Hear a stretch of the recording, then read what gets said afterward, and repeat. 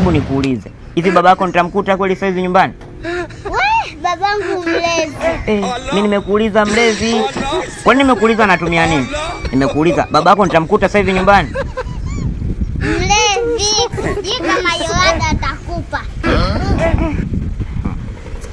Kwa anaweza asinipe hiyo ada, si ndio? Ndio.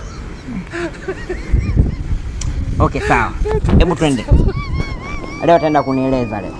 Ukusije mwanangu, ukusije. Ukusije mwanangu, ukusije. Ukusije mwanangu, ukusije. Ukusije mwanangu, ukusije. Baba. Ndio. Karibu madam, madam. Karibu teacher. Wewe mzazi, hebu naomba hiyo ada. Ila walimu wa sasa hivi jamani. Sasa kama swala la ada, unanifuataje hadi nyumbani?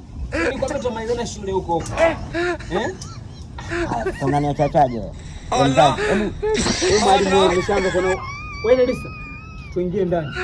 Hata kama mwalimu kana njaa haka. wewe mzazi, pia unaniachachaje sasa mwanangu? Wewe hata maji tu. Ya maji.